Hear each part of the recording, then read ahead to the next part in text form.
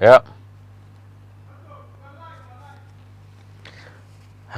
Hello and welcome to Benue Television News at 7. I am Jude Alaki. The headlines.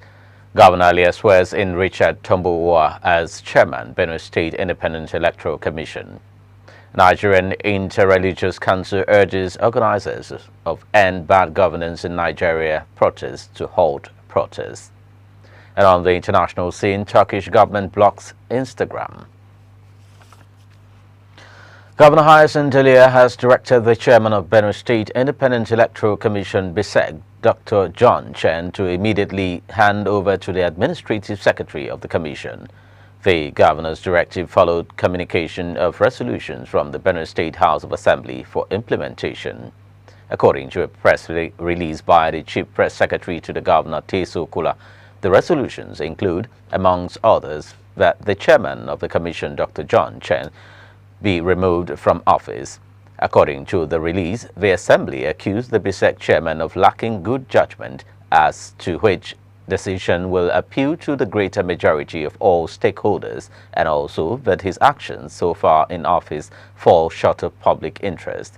I recall that the BSEC chairman was inaugurated alongside other members of the commission on March 28, 2024.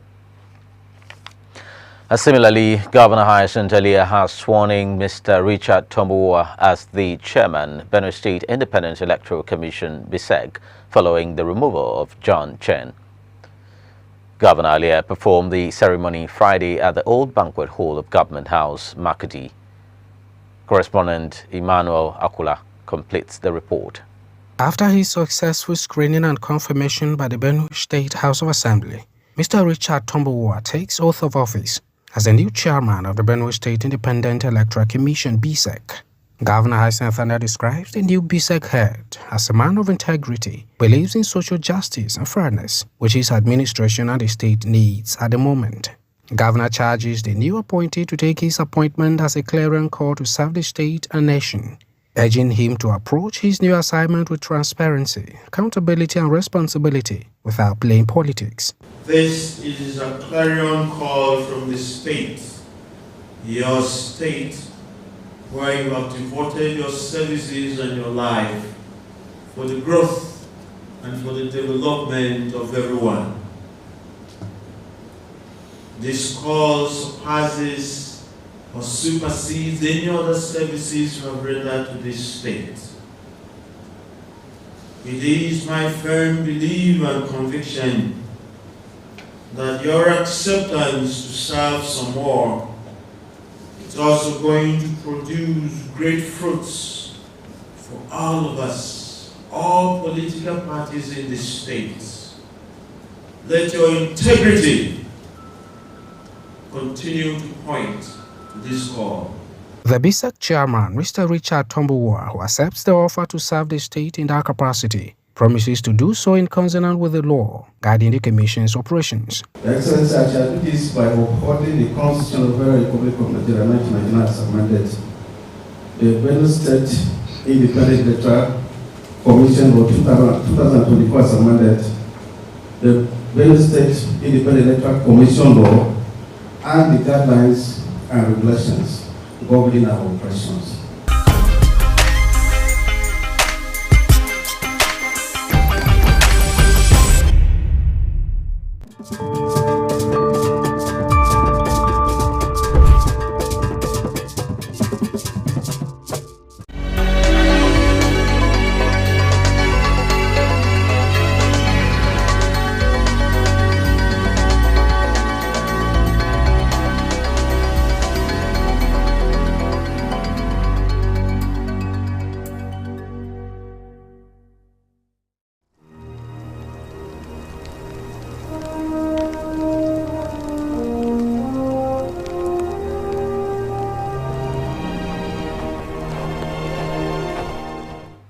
Thank you.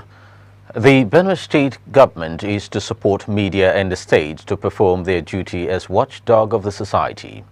Governor Hyacinth Elia made the pledge Friday at Benue Investment and Property Company BIPC Guest House in Makadi, while declaring open a one-day capacity building and training workshop for correspondent chapel of Nigeria Union of Journalists, Benue State Council.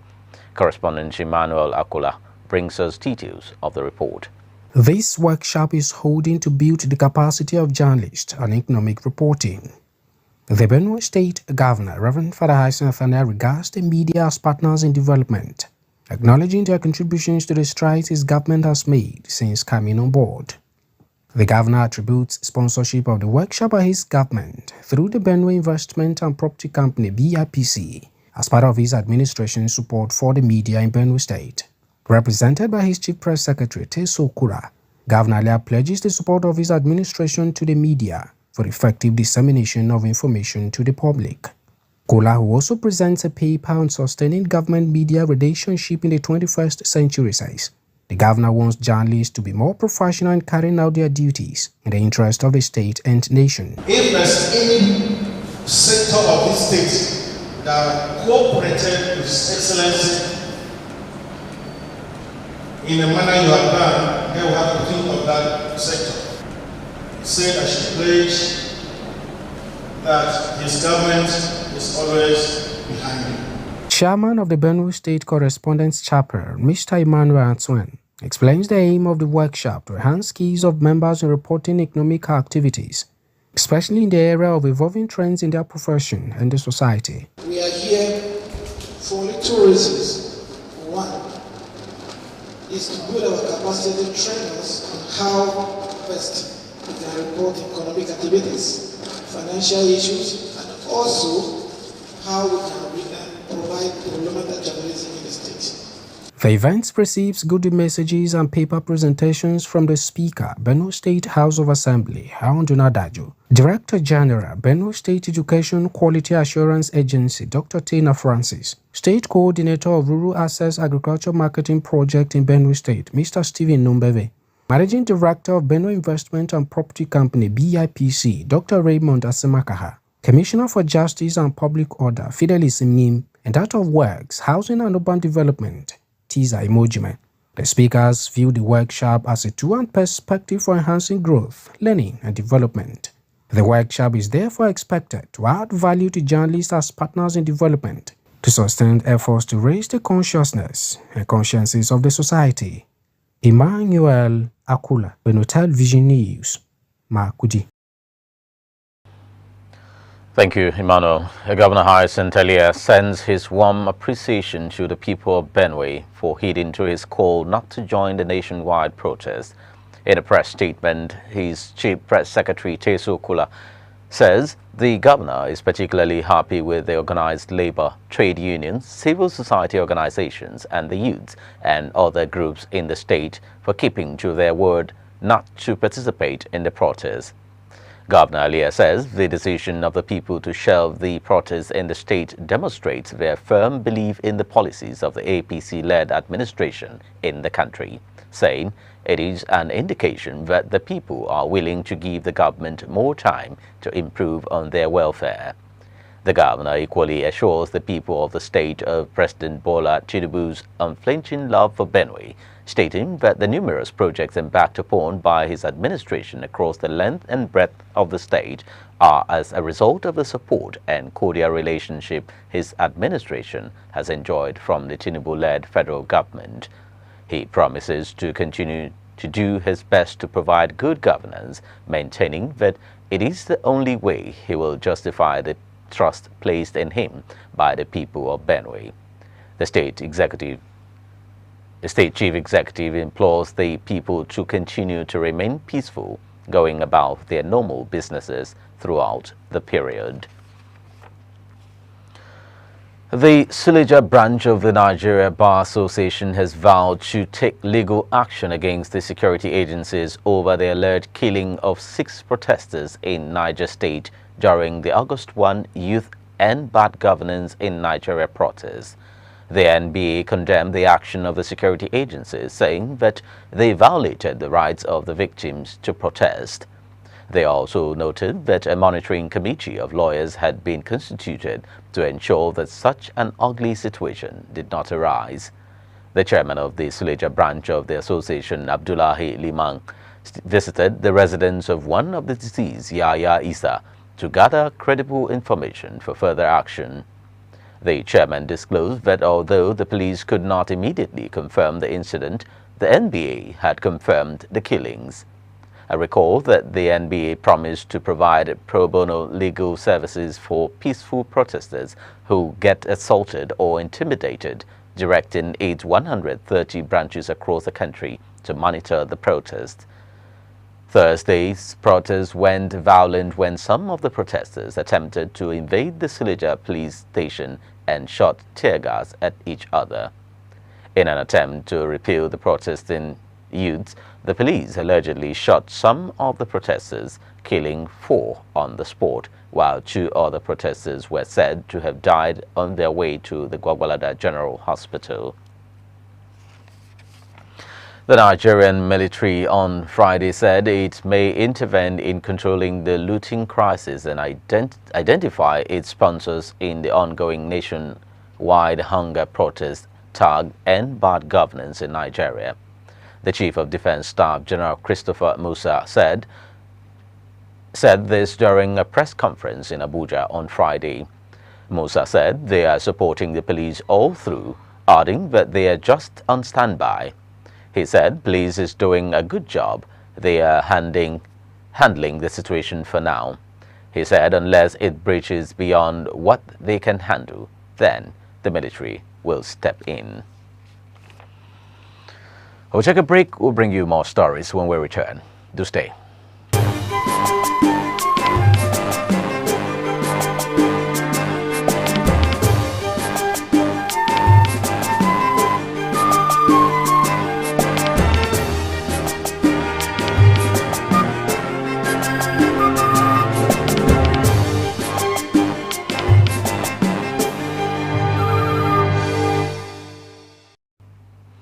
Welcome. Still on the protest, the Nigerian Interreligious Council has urged organizers of the End Bad Governance in Nigeria protest to halt the nationwide demonstration, lamenting that lives and properties are being lost during the action.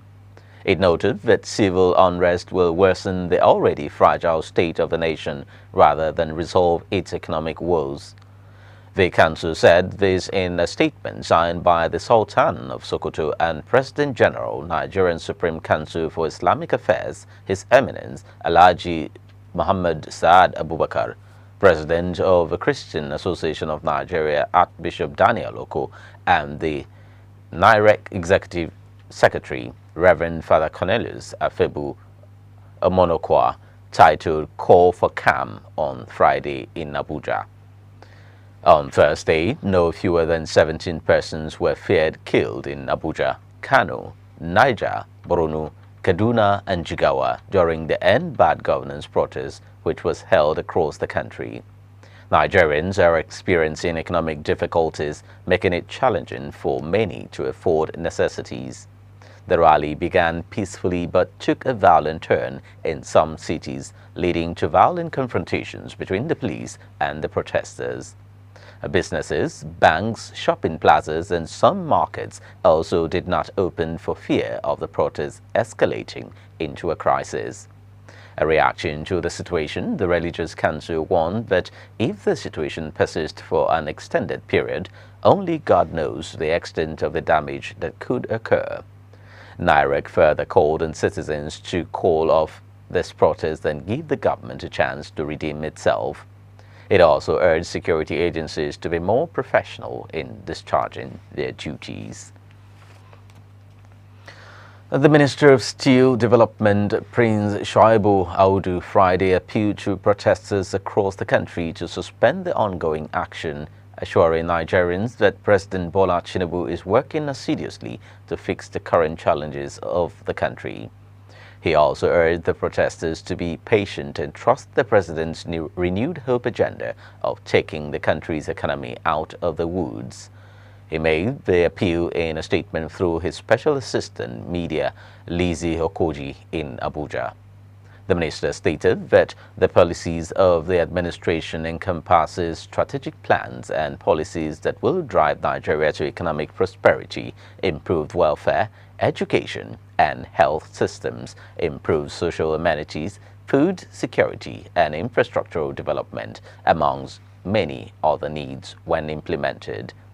Highlighting the achievements of the president in just 1 year in office, the minister expressed optimism that Nigerians will get all their expectations of good governance before the end of the first tenure of administration. The minister appealed to the protesters to stop the protest, maintaining that their voice has been heard, adding that they should avoid their actions being hijacked by hoodlums to cause mayhem and breakdown of law and order across the country. We're going on another break. International news is next.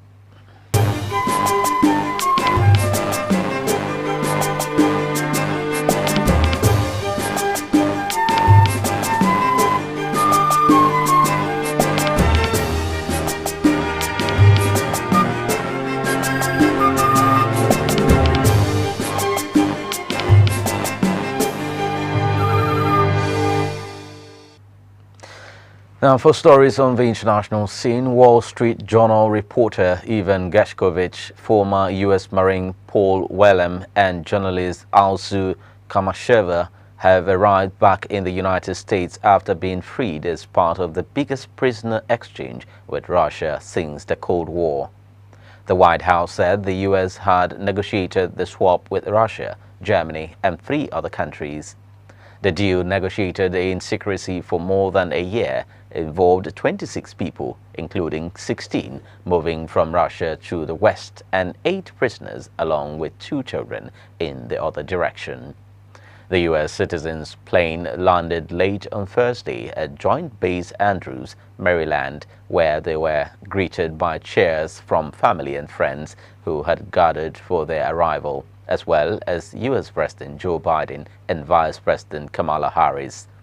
Whelan told pressmen that he left the plane that he was ecstatic to have been freed after 5 years, 7 months and 5 days. The former U.S. Marine, who holds U.S., British, Irish and Canadian citizenship, said his Irish background was what made him tenacious and that every day he sang the national anthem of his 4 countries to keep his spirits up. He thanked the negotiators who worked for his release over the years and cheered on American prisoners who are still being held in Russian jails. Biden earlier said he owed a particular debt of gratitude to German Chancellor Olaf Scholz, who made the politically difficult choice to release Vadim Krasikov, a Russian serving a life sentence for the murder of an exiled dissident in Berlin. Thousands of people gathered at the Imam Mohammed bin Abdul Al Wahab Mosque in the Qatari capital Doha for the funeral prayers of Hamas's political leader Ismail Haniyeh. The 62-year-old was assassinated in Iran along with his bodyguard on Wednesday in what the Palestinian group called an unfaithful Zionist raid. Israel has neither confirmed nor denied its involvement.